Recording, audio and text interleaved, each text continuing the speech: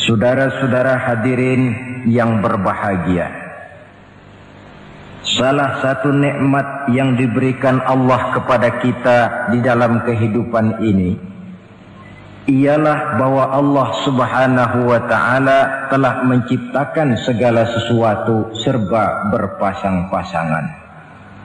Dalam surah Yasin ayat 36 dijelaskan, Subhanallazi khalaqal azwaja kullaha mimma tumbitul ard wa min anfusihim wa mimma la ya'lamun. Maha suci Allah yang telah menciptakan segala sesuatu itu serba berpasang-pasangan, dari apa yang tumbuh di permukaan bumi, apa yang ada di dalam diri mereka sendiri, dan apa-apa yang mereka tidak mengetahuinya.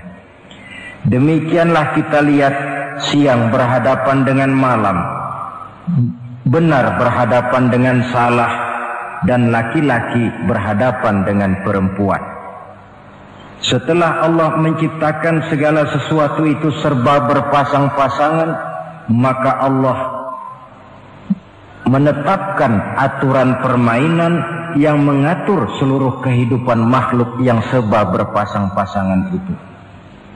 Kita tentu maklum, apapun saja yang kita lakukan dan kita perbuat tanpa ada aturan akan berakhir dengan kekacauan. Cobalah kita bikin satu sekolah, buka satu sekolah, tidak usah pakai aturan, tentu kacau. Bikin organisasi tanpa memakai aturan, tentu kacau. Demikian daripada kehidupan ini, kalau tanpa ada aturan, tentu kekacauan yang akan timbul. Allah pencipta manusia. Allah tahu benar kemampuan maksimal manusia. Oleh sebab itu, aturan permainan yang diturunkan Allah tentu sesuai benar untuk manusia. Satu contoh kecil, pabrik mobil di Jerman bikin mobil namanya Mercy. Seiring dengan itu dia keluarkan buku petunjuknya. Mobil ini namanya Mercy, kecepatan maksimal sekian ratus kilometer per jam, daya angkut maksimal sekian ratus kilogram. Kalau rusak memperbaikinya begini, onderdilnya pun ini. Karena pabriknya yang membuat mobil, lalu pabriknya pula yang mengeluarkan buku petunjuk, sudah tentu buku petunjuk itu sesuai benar dengan mobilnya. Dan tidak bisa kita punya mobil Mercy rusak, lalu kita perbaiki dengan menggunakan buku petunjuk yang dikeluarkan oleh pabrik mobil Toyota misalnya. Jelas mobil bukan tambah baik, malah makin hancur tidak karu-karuan. Kalau manusia menginginkan satu hidup yang baik, tidak ada pilihan lain, dia harus memakai aturan yang diturunkan oleh yang bikin manusia. Dan aturan itu telah turun dalam bentuk agama Islam yang kita cintai ini. Manusia laki-laki dihiasi dengan perasaan senang cinta kepada perempuan. Itu biasa, normal, wajar. Tapi lalu Allah menurunkan aturan permainan yang kalau peraturan ini dilanggar akan membawa kerugian bagi manusia sendiri. Bahwa laki-laki senang sama perempuan itu normal. Agama membuat aturan silahkan senang, tetapi lewat satu pintu yang disebut nikah. Kalau peraturan ini diabaikan, yang rugi tentu manusia sendiri. Misalnya PLN keluarkan pengumuman, nanti malam mulai jam 6 sampai subuh listrik se-Jakarta mati total.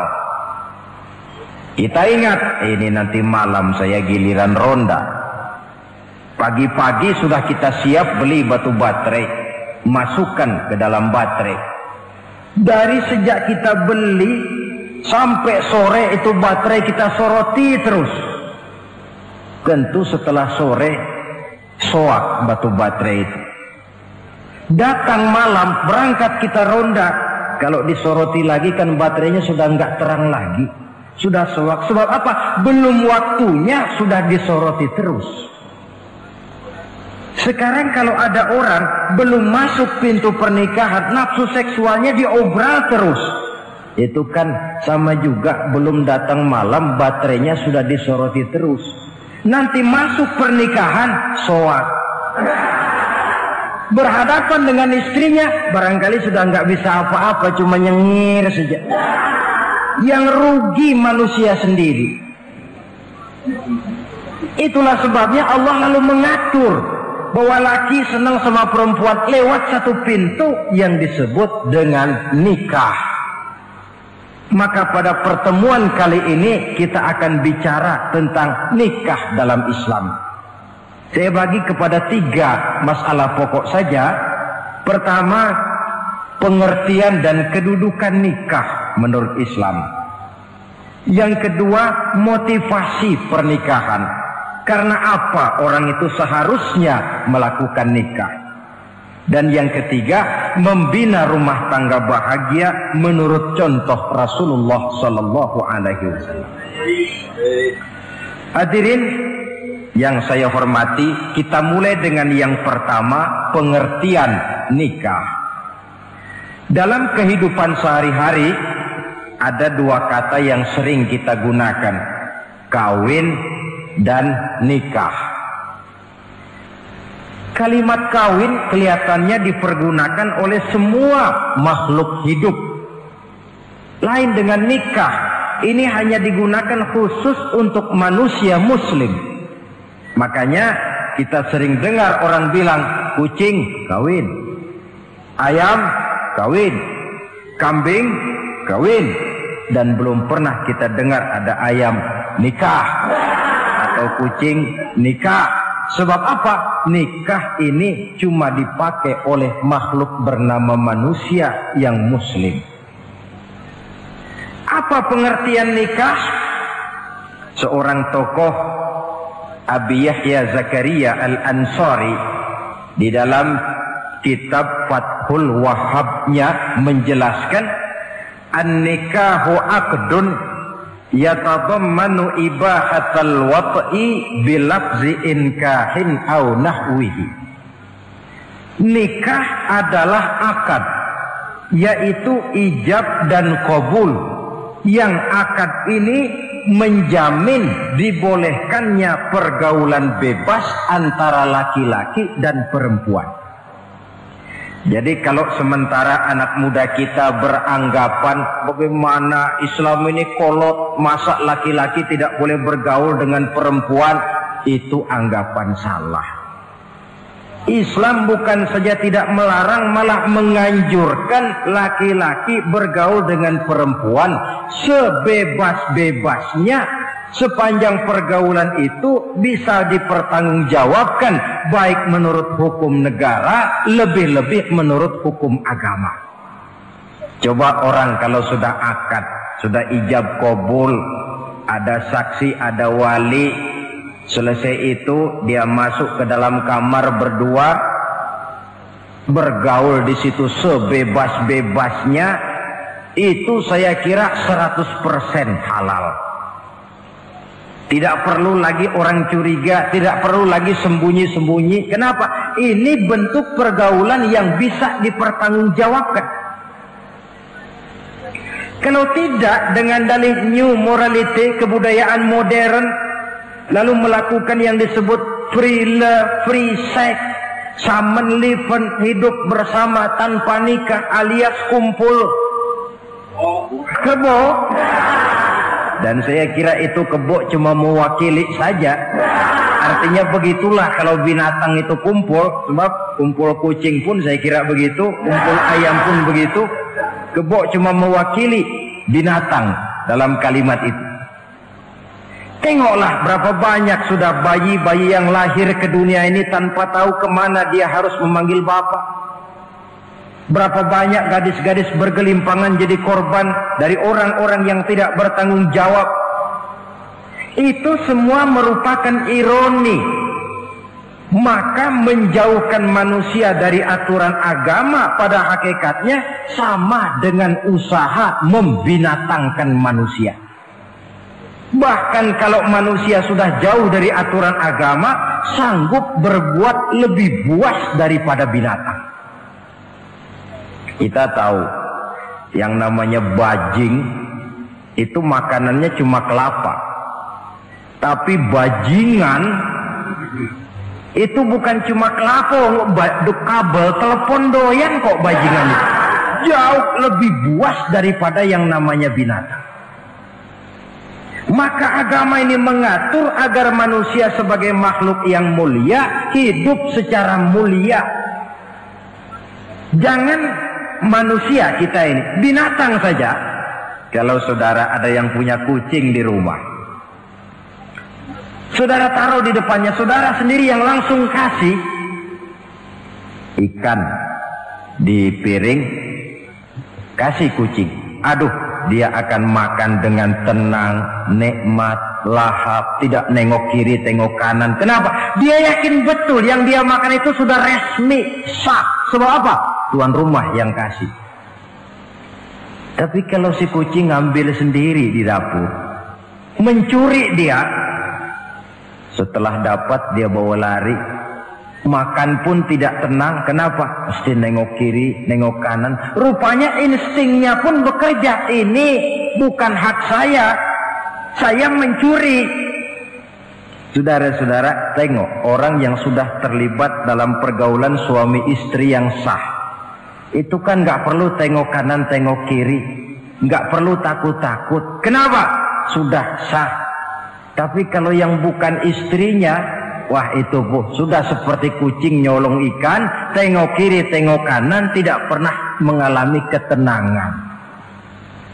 Itu selintas pengertian nikah. Lalu bagaimana kedudukan nikah menurut Islam?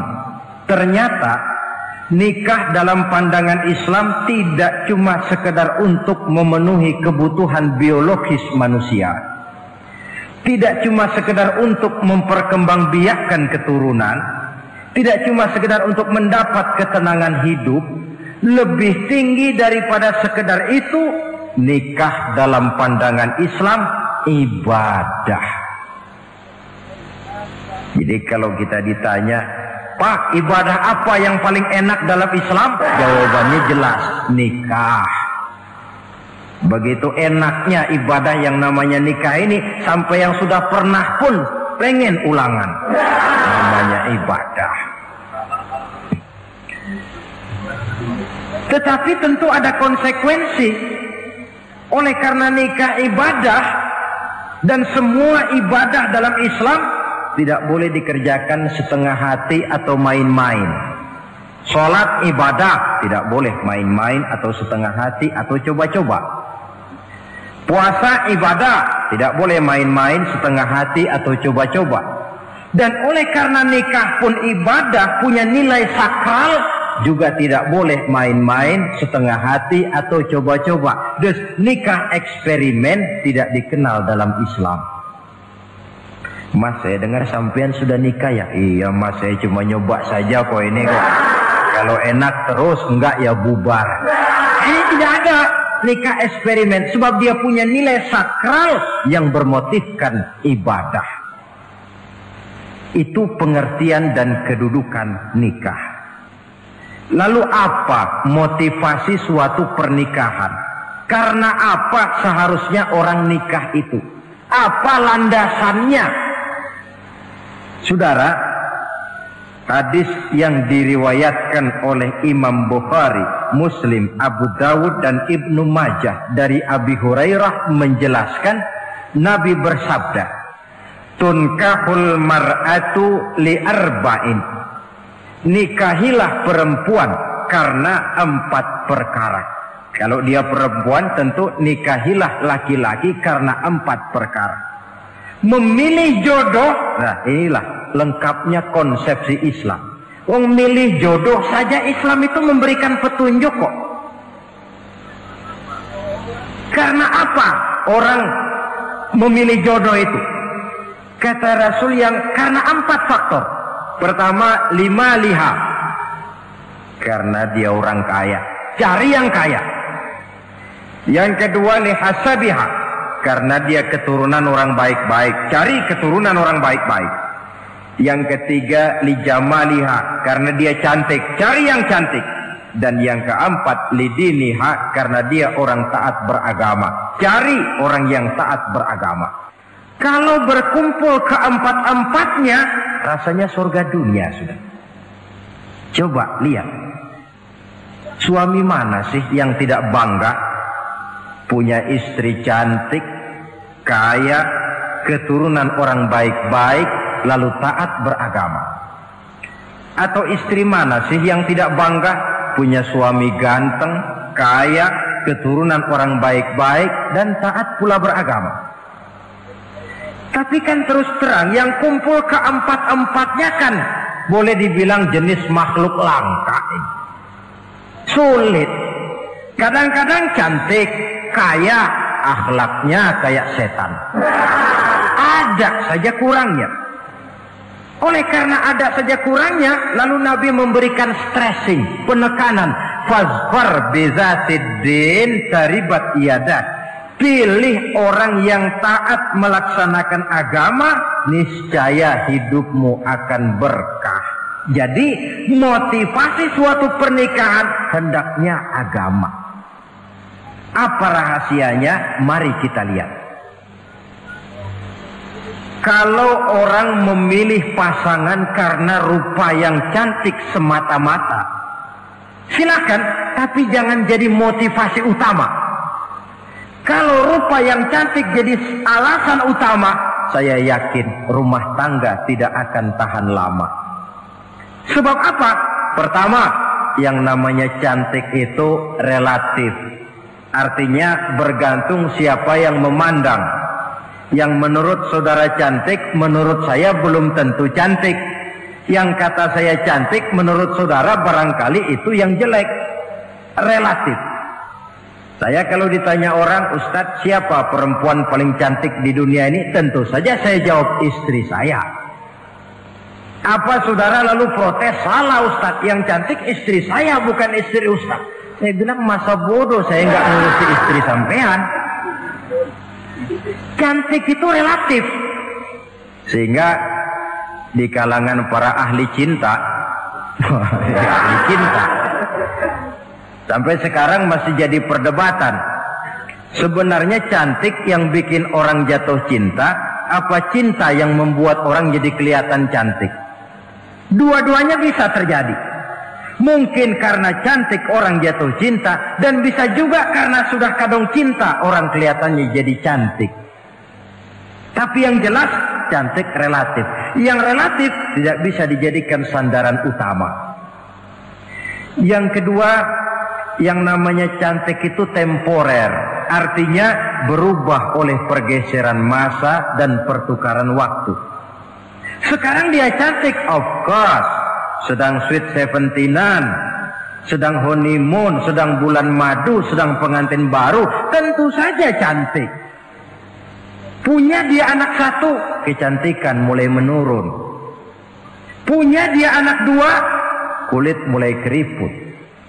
Punya dia anak tiga, apalagi tak pandai bersolek, sudahlah onderdir mulai pada copot. Kalau rumah tangga didasarkan kepada rupa yang cantik saja, selesailah rumah tangga sampai di situ. Yang ketiga, di atas langit, rupanya masih ada langit lagi. Di atas yang kita anggap cantik, rupanya masih ada yang lebih cantik. Kalau cantik yang kita kejar, kita akan jadi petualang yang pindah dari perempuan satu ke perempuan yang lain. Cinta bajak laut namanya. Di mana kapal berlabuh, di sana cinta mendarat. Saudara hadirin yang saya hormati, padahal sate dengan singkong itu kan bedanya cuma di tenggorokan. Kalau sudah masuk ke dalam perut, kenyangnya barangkali sama. Malah barangkali besok pagi kalau keluar lebih tidak enak baunya sate itu daripada singkong.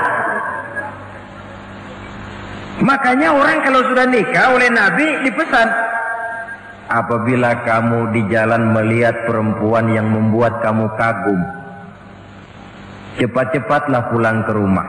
Sebab apa? Sebab yang perempuan cantik di jalan kau lihat itu punya, istrimu juga di rumah punya. Gak percaya cobalah pulang, akurin, sama itu. Silahkan cari yang cantik, tapi jangan dijadikan motivasi utama.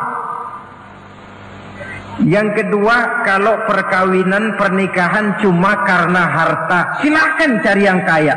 Tapi kan harta itu, kata Imamul Ghazali, al-mal zillun zail. Harta bagaikan bayangan. Sore di sebelah barat, tengah hari di tengah, sore pindah ke sebelah timur.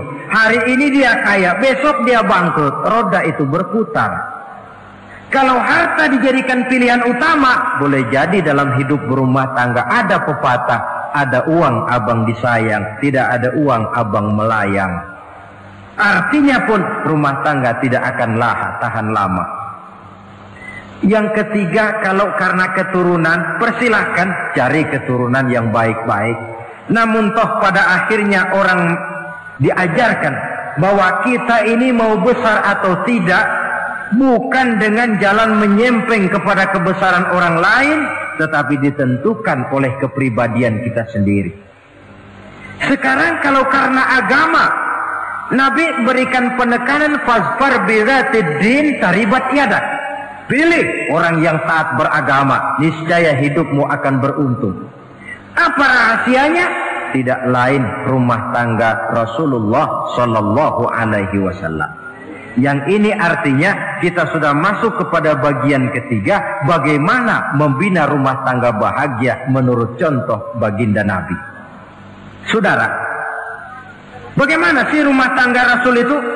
Kelihatan dari dua ucapannya, pendek, singkat, tapi punya pengertian filosofis yang mendalam. Dua kalimat saja beliau bilang tentang rumah tangganya, yaitu baiti jannati, rumah tanggaku laksana surga bagiku. Bayangkan kalau seorang suami sudah mampu berkata macam begitu, bahagia hidupnya. Ini barangkali tantangan buat kita semua. Mampukah kita di rumah tangga berkata semacam perkataan beliau tadi? Baiti jannati, rumah tanggaku laksana surga bagiku. Padahal dari sejarah kita baca, Rasul itu rumahnya kecil, tidurnya di atas pelepah daun korma, sampai berbekas di pipinya. Sarapan paginya seteguk zam-zam, sepotong roti, kadang-kadang 3 butir korma. Tempat tidurnya bukan alga spring bed atau Dunlop pillow macam kita punya. Di rumahnya tidak ada mebel spaghetti model yang lagi ngetop-ngetopnya. Entah di tengah rumah macam itu, beliau sanggup berkata, baiti jannati. Kenapa kita yang hidup di zaman di mana fasilitas mestinya lebih menunjang, kok malah banyak yang berkata sebaliknya? Baiti nari, rumah tanggaku laksana neraka bagiku. Padahal dilihat dari segi materi, rumahnya bertingkat, mobilnya serba berkilat, uangnya banyak berlipat-lipat, istri pun cantik memikat. Kadangkala boleh jadi jumlahnya 4. Tapi tiap hari kiamat. Kenapa ini? Marilah kita lihat.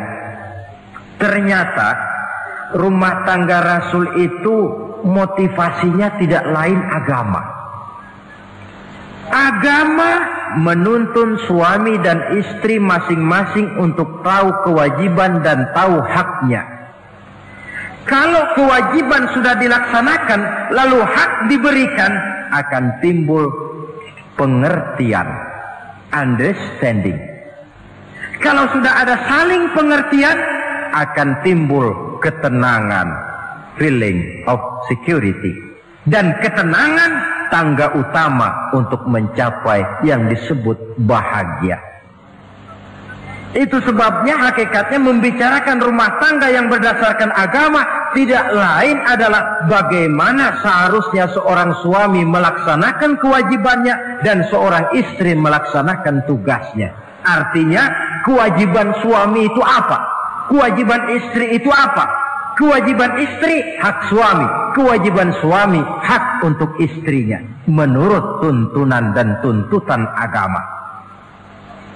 Saudara hadirin, menurut hadis riwayat Abu Dawud dari Muawiyah bin Haidah, satu hari Rasul ditanya, "Ya Rasul, apa sih hak istri-istri kami ini? Artinya kewajiban kami sebagai suami ini apa?" Rasul menjawab, pertama, "Anta ta'amaha iza ta'imta." Kau beri istrimu makan sebagaimana engkau makan. Saudara hadirin,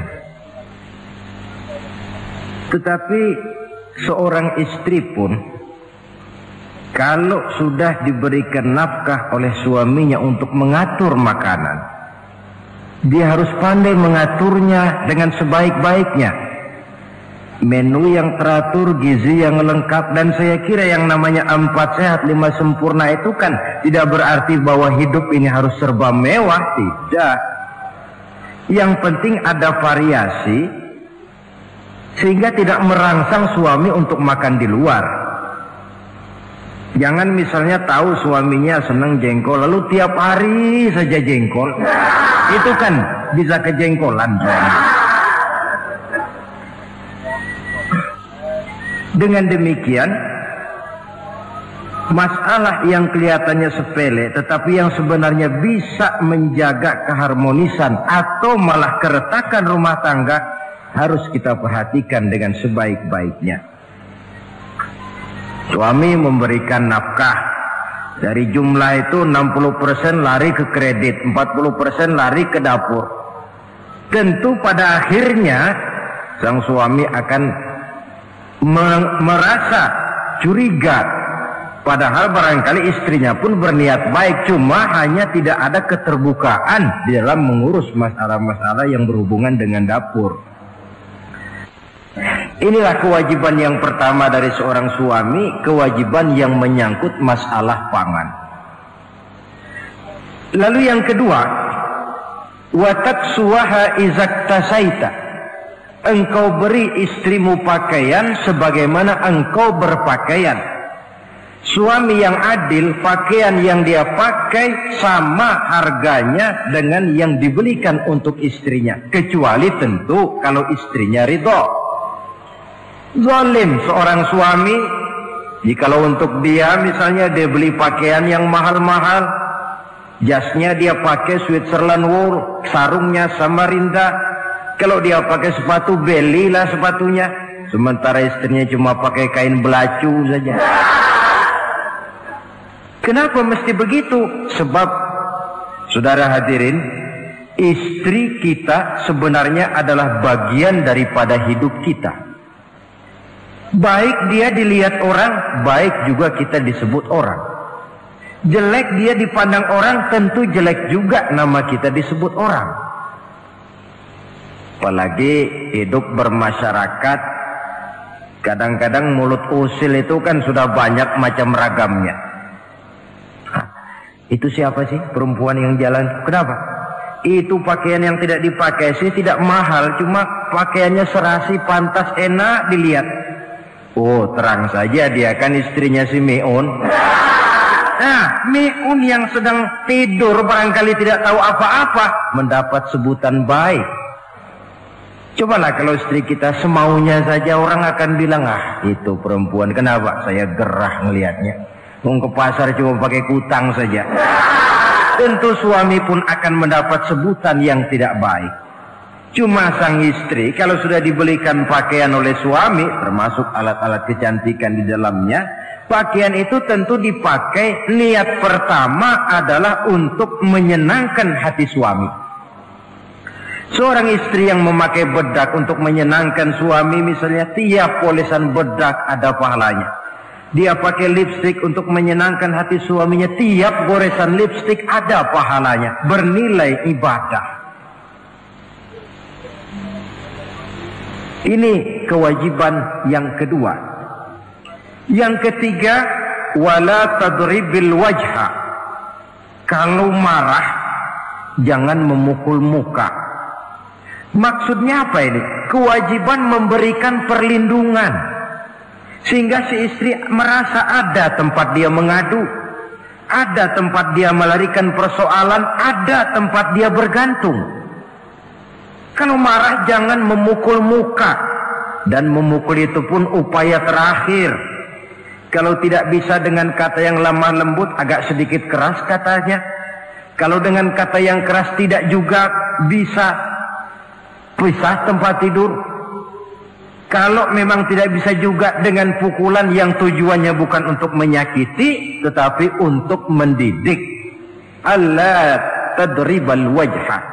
Kalau marah jangan memukul muka, dan memukul pun bukan jalan pertama, tapi upaya terakhir dengan tujuan bukan untuk menyakiti, tapi untuk mendidik sang istri. Kewajiban untuk memberikan perlindungan. Yang keempat, wala tuqabbih.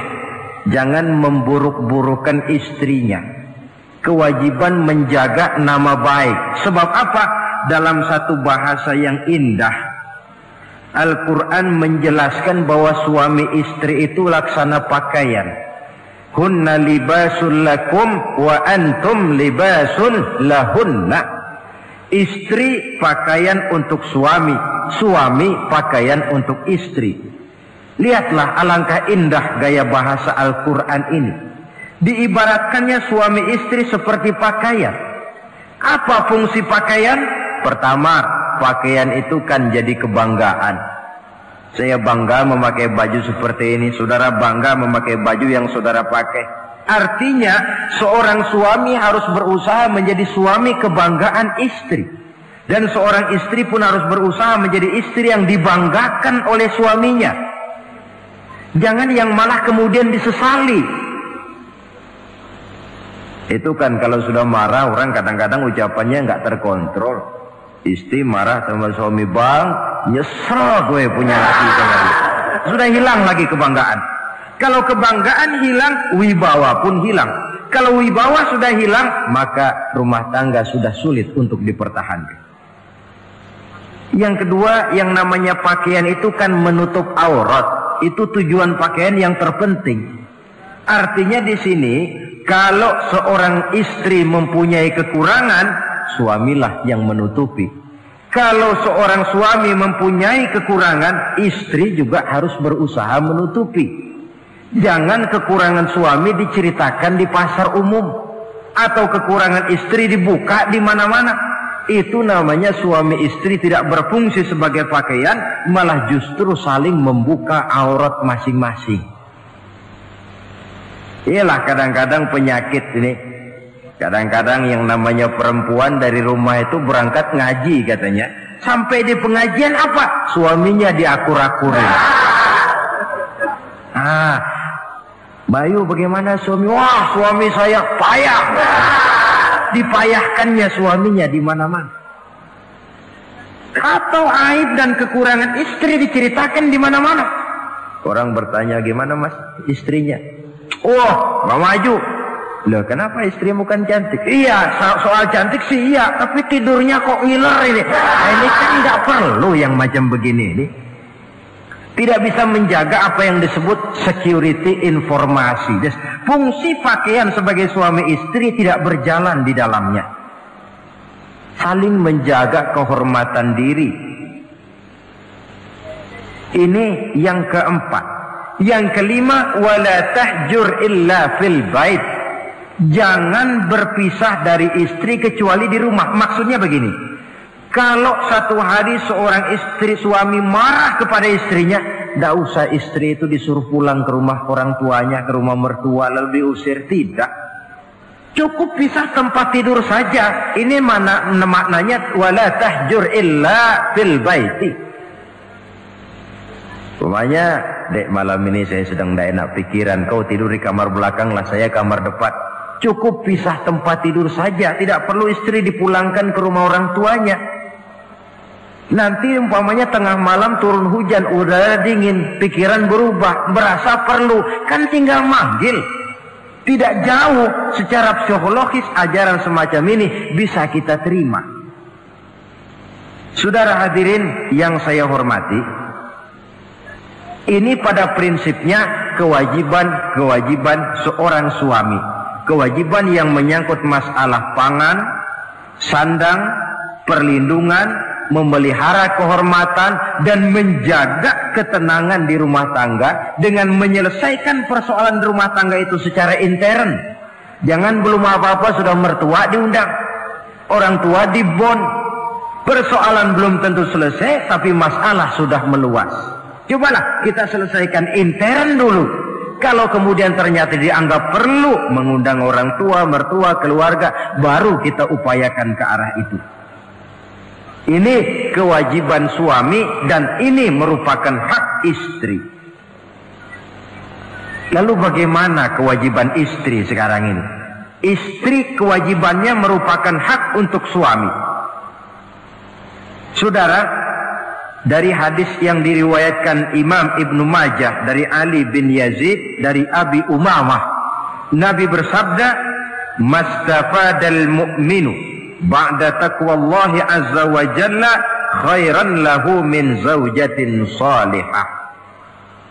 Bagi seorang mukmin, sesudah dia mempunyai sifat takwa kepada Allah, tidak ada yang lebih membawa manfaat selain daripada istri yang solehah. Istri solehah itu yang bagaimana? Yang hidup mampu melaksanakan kewajibannya. Apa kewajibannya?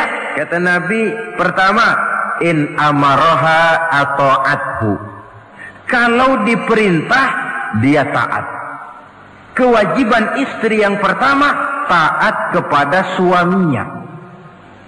Begitu besar kewajiban taat kepada suami, sampai-sampai Nabi pernah menyatakan, "Lau kuntu amiran ahadan ayyasjuda li ahadin la amartul mar'ata an tasjuda li zawjiha." Kalau saja boleh, kata Nabi, aku memerintahkan manusia sujud kepada sesama manusia, tentu aku perintahkan istri untuk sujud kepada suaminya. Untung saja sujud kepada manusia tidak boleh. Kalau boleh, istri itu disuruh sujud kepada suami. Tentu karena besar hak suami atas dirinya. Yang kedua,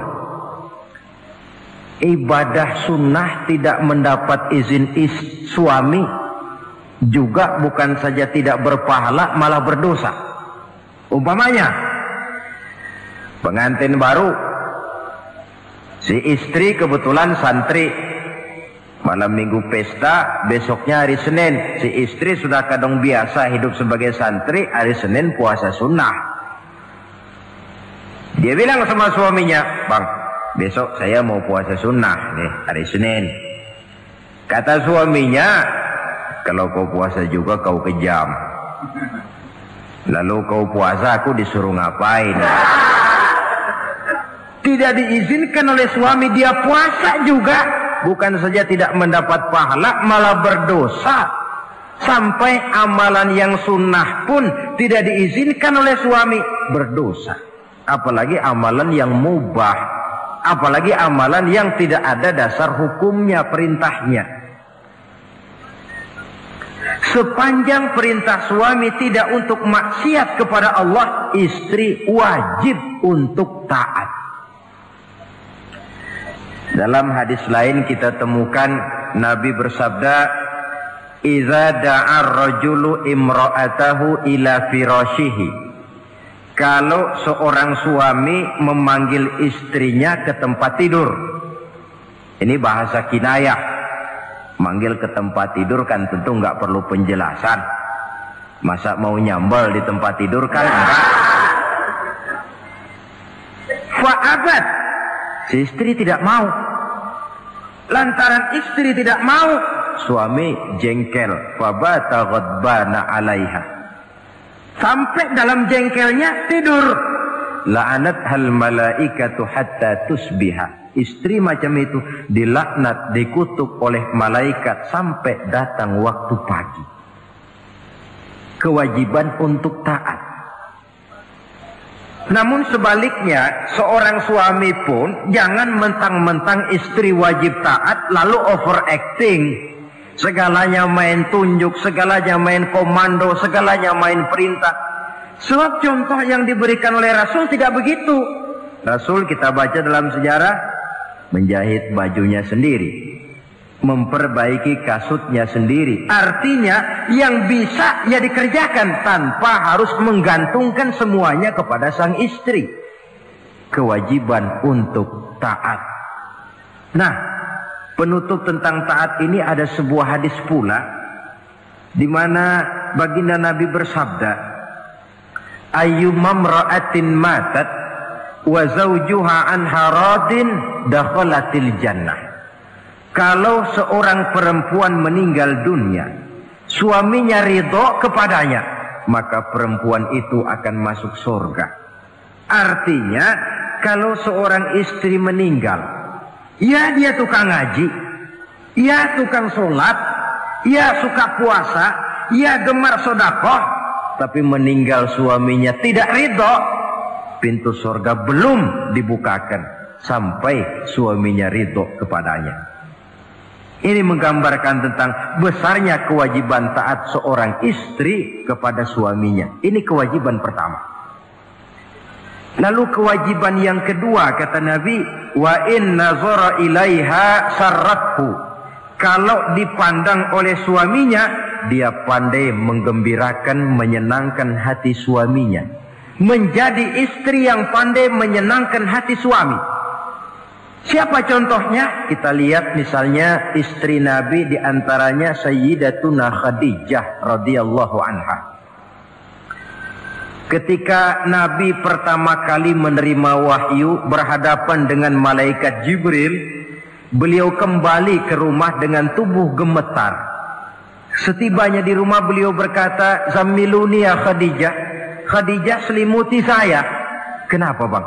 Barusan datang malaikat Jibril, dia katakan begini-begini, saya khawatir Khadijah. Khadijah tahu suaminya sedang gelisah.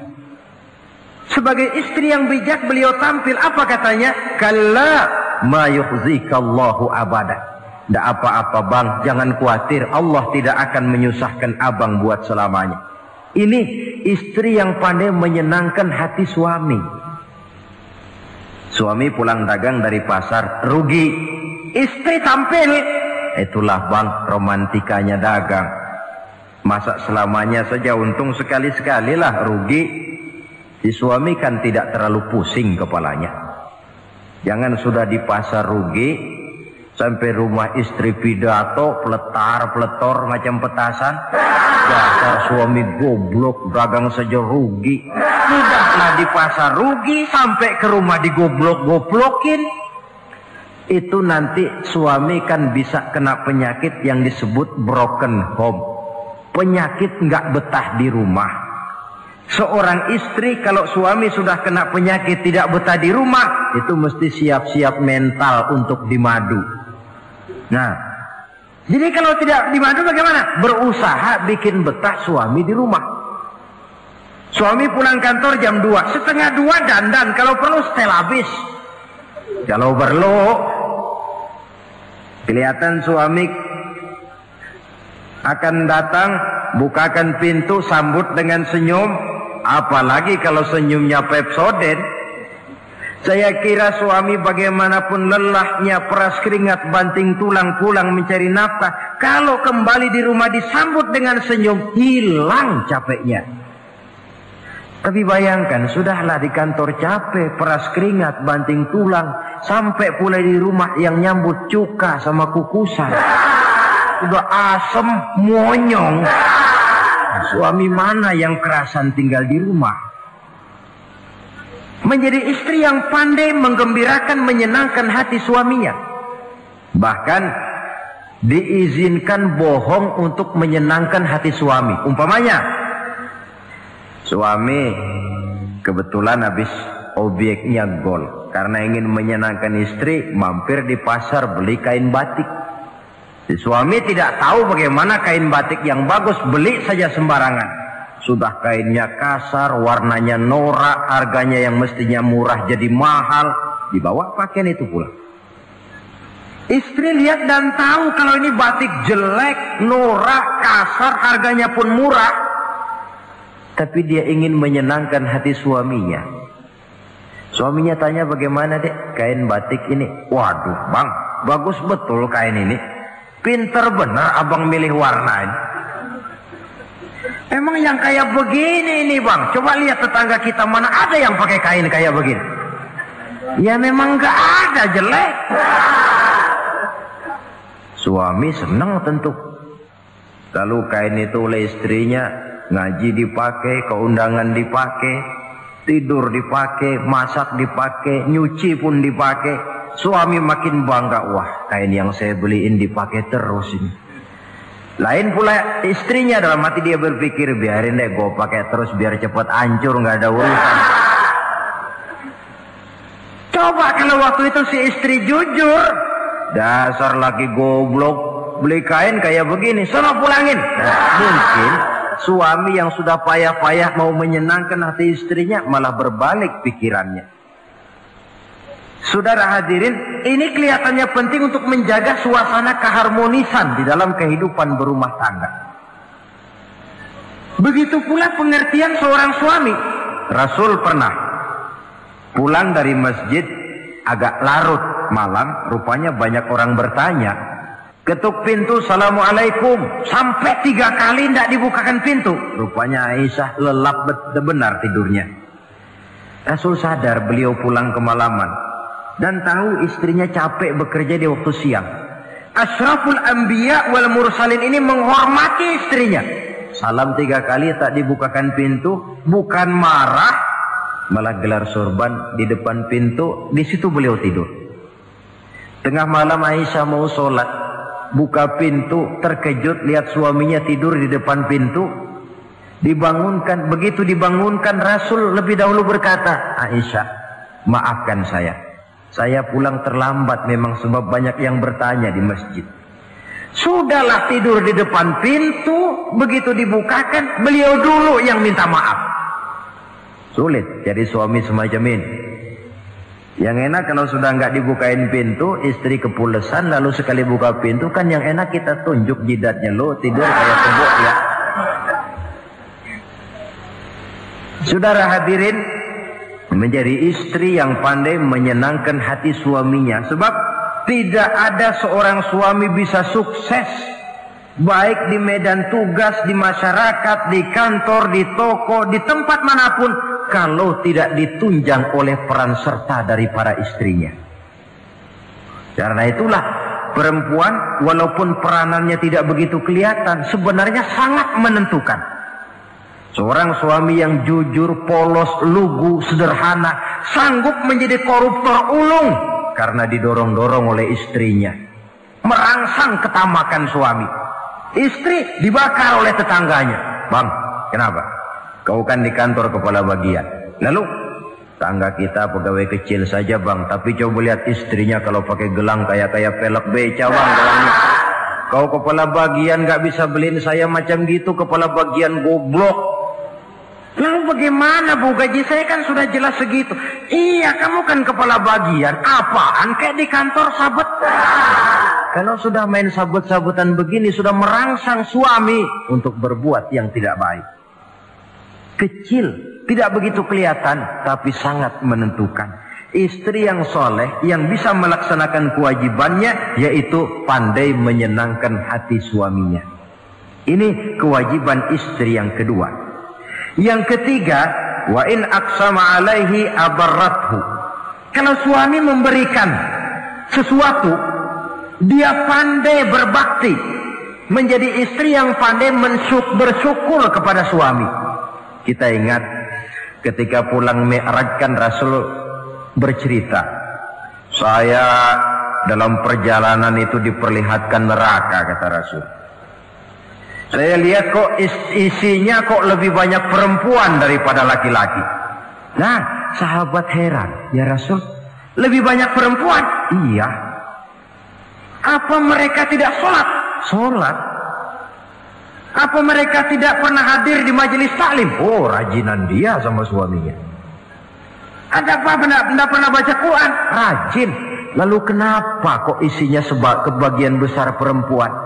Rasul menjawab, hunna yakfurnal ashir. Mereka umumnya tidak pandai bersyukur kepada suaminya. Hujan panas setahun dibalas dengan hujan sehari. Kalau suaminya sedikit salah, sudah kehilangan pertimbangan, tertutup seluruh kebaikannya. Yang kelihatan cuma salahnya saja. Maka sebaiknya di dalam hidup berumah tangga, baik suami maupun istri itu masing-masing sedia timbangan. Kalau satu saat suami salah, istri ambil timbangan. Timbang, suami saya salahnya ini, jasanya ini. Bertahun-tahun dia hidup mencari nafkah buat saya, membelikan pakaian untuk saya, mencarikan makan untuk saya. Salahnya ini. Timbang mana lebih banyak salahnya atau benarnya. Dengan demikian kita akan bisa menghasilkan keputusan objektif. Giliran istri yang salah, suami yang ambil timbangan, ukur mana lebih banyak baiknya atau salahnya. Kalau tiap kita masing-masing punya timbangan, insya Allah nilai-nilai objektif dari suatu pertimbangan akan bisa kita temukan dalam mengambil keputusan. Istri yang pandai berbakti membalas budi daripada suaminya. Kewajiban yang keempat dari seorang istri, wa in ghaba anhu nasahathu fi nafsiha wa malihi. Kalau suami tidak ada di rumah, dia pandai menjaga kehormatan dirinya dan pandai menjaga harta suaminya. Tidak mencari kesempatan dalam kesempitan. Suami lembur, istri ngompreng. Dan pandai menjaga harta suaminya. Nah, coba lihat. Kalau seorang suami ada uang di kantongnya 100 rupiah. Ada tukang minta pengemis, istri ambilkan saja tanpa izin suaminya uang di kantong suami 100. Dia sedekahkan. Niatnya tentu baik. Si istri dapat dosa, si suami dapat pahala. Perbuatan sedekahnya itu betul, tapi mengambil uang tanpa izin suami itu yang salah. Dan ternyata salah itu lebih besar daripada pahala yang dia lakukan lantaran bersedekah itu. Kalau ini terwujud, maka suasana saling mempercayai akan tumbuh. Kalau sudah saling mempercayai, rasanya akan terwujud kedamaian dan ketenangan. Suami meninggalkan rumah dengan perasaan tenang, istri pun melepas suami dengan perasaan damai, tanpa was-was, tanpa curiga, dan sebagainya. Dan ini modal yang paling utama mewujudkan saling kepercayaan dalam membina hidup bahagia. Saudara, jadi dengan demikian, kewajiban suami dan kewajiban istri yang merupakan bagian tidak terpisahkan dari bagaimana membina rumah tangga berdasarkan tuntunan agama, merupakan hal yang dicontohkan oleh Nabi kita Muhammad sallallahu alaihi wasallam. Dengan satu kesimpulan, rumah tangga Nabi bahagia karena rumah tangga itu disinari oleh ajaran-ajaran agama. Sehingga timbul saling pengertian membawa kepada ketenangan, dan ketenangan sesungguhnya tangga utama mencapai rumah tangga bahagia. Tanpa materi orang memang sulit untuk bahagia. Tapi materi semata-mata bukan merupakan jaminan bahwa orang akan hidup bahagia. Banyak isak tangis berbunyi di rumah-rumah mewah, dan banyak sendak gurau, tawa dan canda, tawa lerai di rumah-rumah sederhana. Artinya suka dan duka, sedih dan gembira, susah dan bahagia bisa ada di gubuk reot dan bisa juga ada di rumah mewah. Ternyata bukan harta semata-mata yang menopang dan menjamin hidup itu akan bahagia, tapi satu rumah tangga yang dipancari oleh sinar agama di bawah naungan ridho dari Allah Subhanahu wa taala. Si istri taat melaksanakan ajaran agama, suami taat, lalu anak-anak pun hidup dalam suasana yang religius. Dari sana tumbuh pancaran sinar keagamaan. Irama agama mengalun dalam kehidupan rumah tangga kita. Berfungsilah dengan demikian rumah tangga sebagai tempat di mana kita mengamalkan ajaran agama kita. Alangkah nikmat satu rumah tangga. Istri ahli ibadah, suami pun ahli ibadah, anak-anak pun terbiasa oleh lingkungan untuk hidup melaksanakan suatu ibadah. Dan keberhasilan di rumah tangga awal untuk menuju keberhasilan di masyarakat, di tempat tugas, dan di tempat-tempat lainnya. Sebaliknya, kehancuran rumah tangga akan selalu menjadi awal kehancuran karier di masyarakat, di tempat kerja, dan di tempat-tempat lainnya. Oleh karena itu, berangkat dari hal semacam inilah, maka kita berkeyakinan rumah tangga yang bahagia ialah rumah tangga yang didasarkan kepada ajaran agama. Sehingga tercapailah kebahagiaan hidup di dunia yang langsung menopang kepada kebahagiaan hidup. Beginilah suasana di pagi hari di Lampung Barat.